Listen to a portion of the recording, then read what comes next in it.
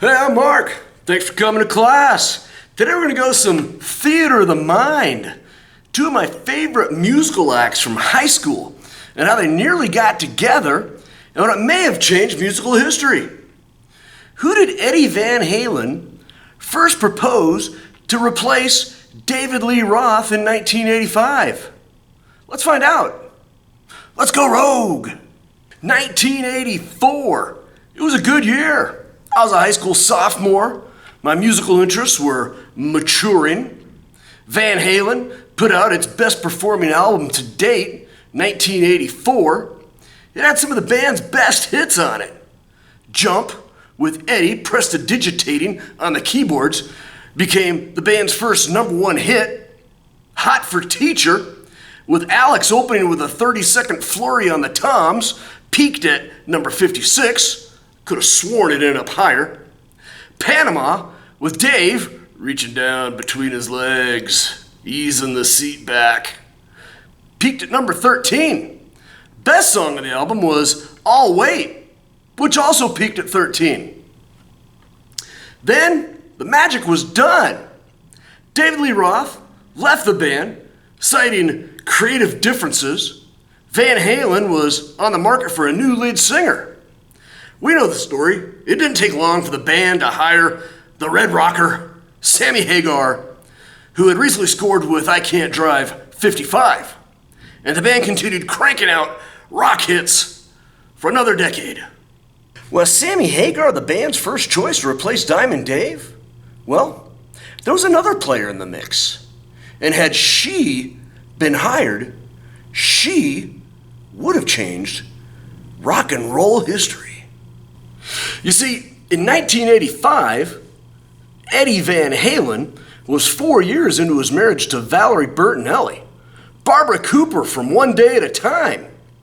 Valerie had grown fond of the music of a band called Scandal, which was fronted by the lovely and talented Patti Smythe. Valerie had great taste.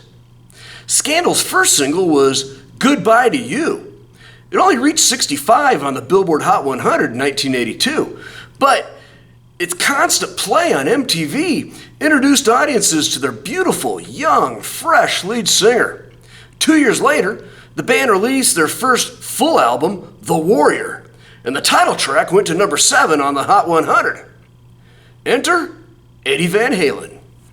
See, during some downtime, Valerie and Eddie joined Patti Smythe on a tour with Scandal, sharing conversation on the tour bus, where the idea of Patti becoming front person for Van Halen was floated.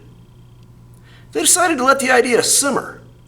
A few weeks later, Valerie was guest on the David Letterman Show, while Eddie played his Frankenstrat with Paul Schaefer and the World's Most Dangerous Band. While in New York, the couple met up with Patti Smythe again. While sitting on a table alongside Paul Schaefer and some others, Eddie asked her for an answer. Would she become the lead singer for Van Halen? Patti, very nonchalantly, shook her head and said no. In an interview, Patti said that Paul Schaefer's jaw nearly dropped onto the table. Rejecting Van Halen? Eddie Van Halen? A personal request from the man himself? Who would do that? Who, in their right mind, would do that? In later interviews, Patti gave her reasons for rejecting Eddie's offer. First of all, she was 8 months pregnant, and in her words, hormonal, which explains the rightful state of mind quip. She also noted that the boys in the band were still partying up pretty hard, and that she was not a drinker. She further reminded people that she's a New Yorker, baby! And she couldn't just uproot her life that she had in Brooklyn and move to LA. LA pizza? Yeah. But to turn down Van Halen? Oh, what could have been? So I guess a better question would have been, why would Eddie Van Halen look to Patti Smythe to be the first pick to front his band? Valerie Bertinelli may have had a lot to do with it. Wives can do that to their husbands. But this was a business decision that apparently had the tacit approval from the other band members. Eddie's brother Alex, who was the drummer, and bassist Michael Anthony. What does this say about the status of women in rock and roll in the mid-'80s? The world of rock and roll was certainly a man's world in the 70s, but that was changing. Bands with female leads were becoming more prominent. Debbie Harry of Blondie and the Wilson sisters leading Heart. Stage was set for all-girl bands in the early 80s like the Go-Go's, Bananarama, and the Bangles. But this was something beyond that. Ann and Nancy Wilson reached out to 3 dudes to round out their lineup for Heart. Debbie Harry and co-founder Chris Stein reached out to 3 other dudes to round out Blondie. Van Halen was 3 dudes looking for a woman to round out their band. That was unheard of. Well, rebuffed by Patti Smythe, Eddie next reached out to the Red Rocker, Sammy Hagar, and the rest is history. But Eddie asked Patti to keep quiet about the whole situation, wanting Sammy to think that he was the band's first choice. Rumors circulated, but Patti neither confirmed nor denied them. Van Halen, now with Sammy Hagar as lead vocalist, didn't skip a beat.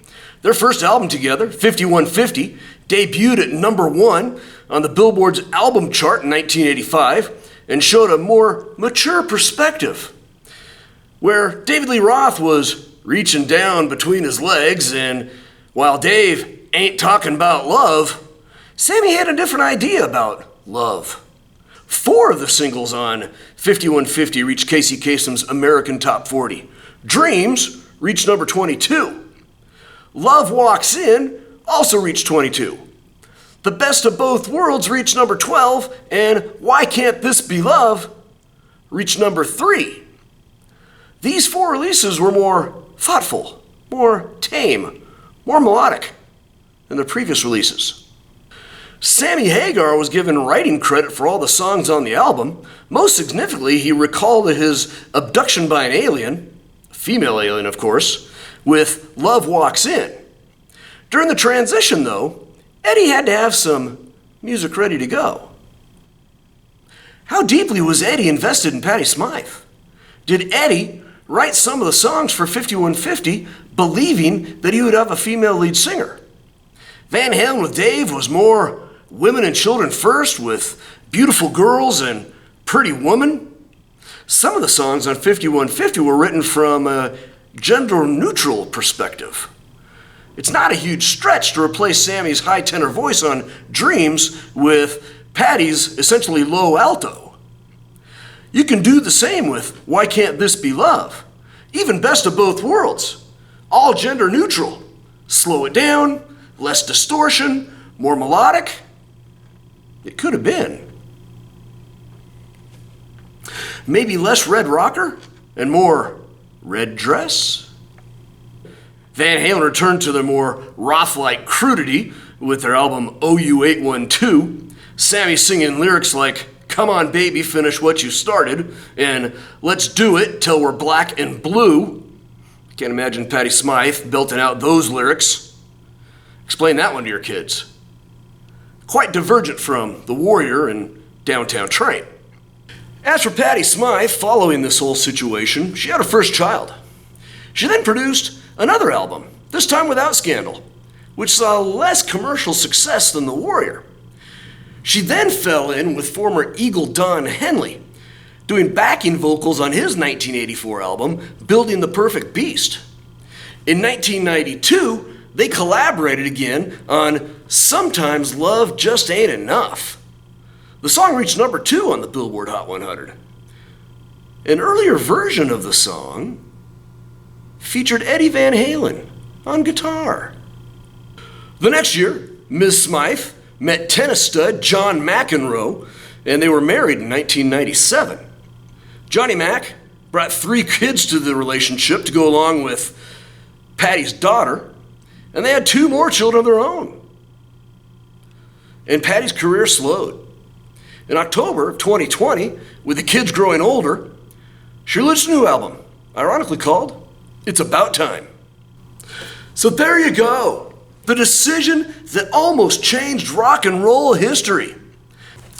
Hey, thanks for coming by. I hope you had fun. I hope you learned something. If I did it right, you did both. Did you know about Eddie Van Halen almost replacing David Lee Roth with Patti Smythe? A decision that would have altered rock and roll history forever? Hey, let me know in the comments below. Hey, thanks for coming by. I hope you had fun. I had fun, but I don't quit my day job. And next time you hear a woman singing along to a Van Halen song, remember me. I'm Mark Haggard. I'm a history teacher. And I've gone rogue.